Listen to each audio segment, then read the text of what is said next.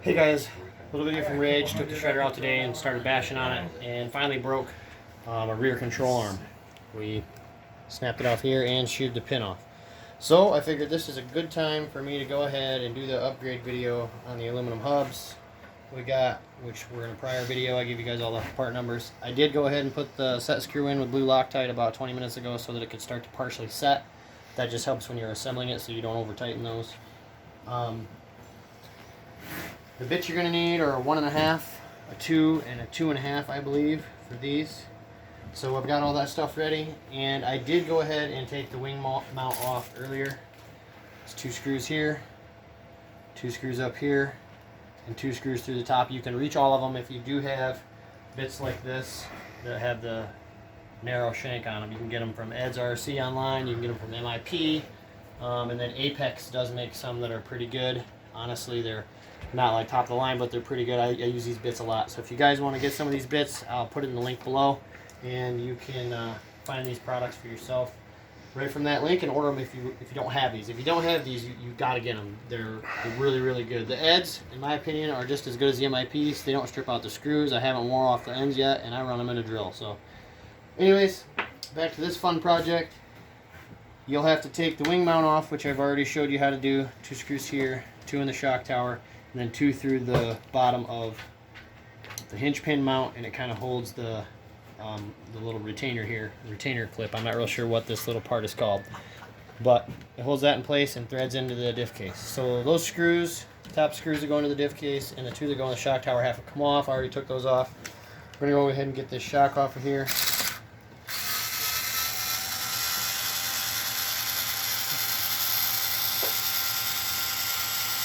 Yeah, this one isn't really the fastest, but I'm going to be using it on the diff because it's a shorter drill and my stand is a little too short. So we got the shock released from the bottom. The pin broke. We're just going to leave it in there. I do have to get a new hinge pin out. I'm pretty sure I know where those are. So here's this hub extender that I gave you guys the part number for on the last video. They've got a rubber O-ring.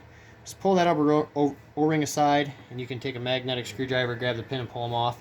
I like to put a little oil on these before I put them together, simply because it helps keep them from coming on and off really hard. And I have noticed that since I started oiling those, I don't really have any breakage with the pins. I don't know why that is. Couldn't answer that. But that's what I do. It seems to work. Just a couple drops of oil or some sort of silicone lubricant. So take these pins and hubs off, because we're going to be replacing both rear carriers and that hinge pin bracket in this video. I was going to separate the videos, but it's all on the rear end, and I got to take it all apart anyways. So take your hubs off. You're going to have to take your upper control arm bolts off, and then there is a set screw on either end. I'm not sure on which end it's going to be on your truck. Mine has been changed. The hubs have been changed, so the screws go in the other way from what they were factory. But you're going to have to take the little Allen screw out here and slide the pin out of the control arm. Take this upper bolt off. I'll show you that now. That's not the one I have here. So let's get that control arm loose. Get a little bit of speed out of this. We're not taking so long. I'm going to go ahead and take this upper control arm loose. Get this whole entire control arm out of the way for now. Since these hubs are no longer going to be plastic, they do come with the hardware to change them over, which is a little longer right here. These bolts are a little longer, and they come with lock nuts on the end. They're a 5.5mm wrench. If you were wondering what size they are, these I believe are the 2 or 2.5mm bits. They're the 2.5s for the screws that go through the new hubs. The original screws, you can just set those aside. I save them just in case somebody's got plastic parts or whatever. We can toss them in with a set of the plastic hubs. If someone needs some spare parts, they can have those. Let's see here. On the bottom of the differential case, there are 4 main screws that hold the case into the truck. The 2 rearmost screws, if you're replacing this rear hinge pin bracket, have to come all the way out. The front screws can just be loosened up a little bit. I've already broke them loose just for sake of time, but I'll show you what I mean. Crack these loose. Leave a little space there. And the rear screws have got to come all the way out.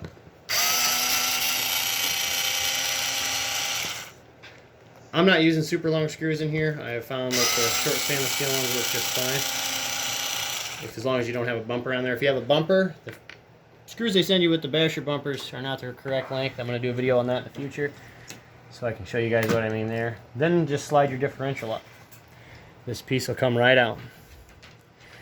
And then we can replace it with the new part. I'm going to go ahead and grab a rag and wipe some of that dirt and debris out of there, make it all slide together and tighten down correctly.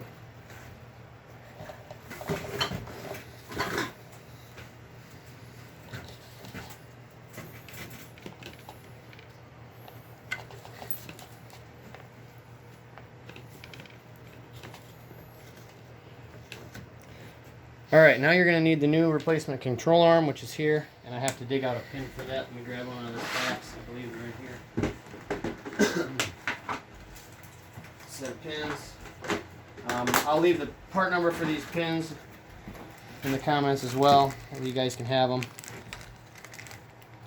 So you get your new pin, you're going to start it inside of the control arm. Don't run it all the way through this small slot on the end. That's where the front aluminum bracket down here has to slide before you can put the pin in. So you're going to want to set your control arm in place, get your pin started, and just kind of wiggle it and the pin will set there. Now the control arm will just kind of float there for a moment, free floating by itself. Take your plastic part here, slide it in. Oops. It goes in front of the hinge pin like this.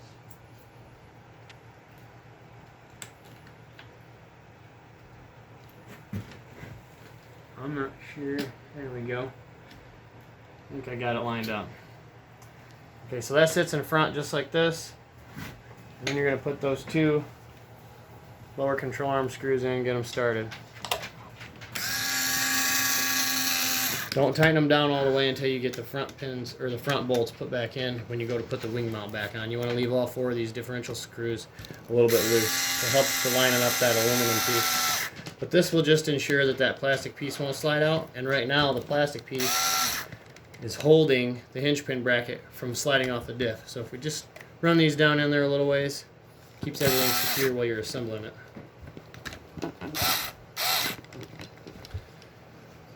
Okay, next we're going to go ahead and put the shock back in place. Get that from flopping out of the way.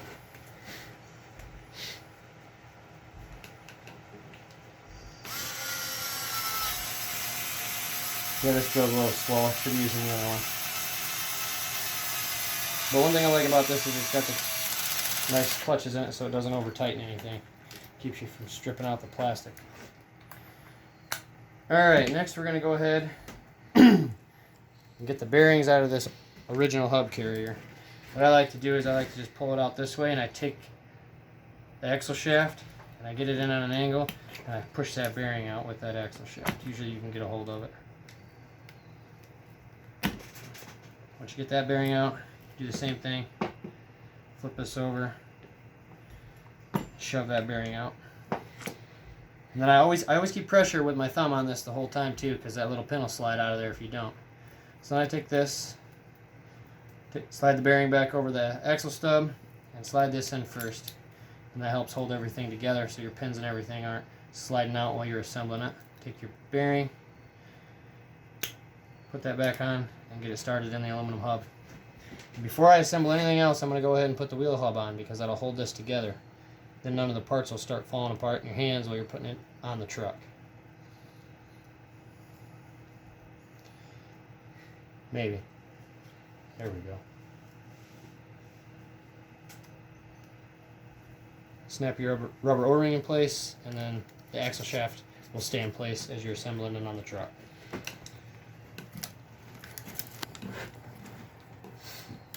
Take your hub carrier and get it started in the control arm.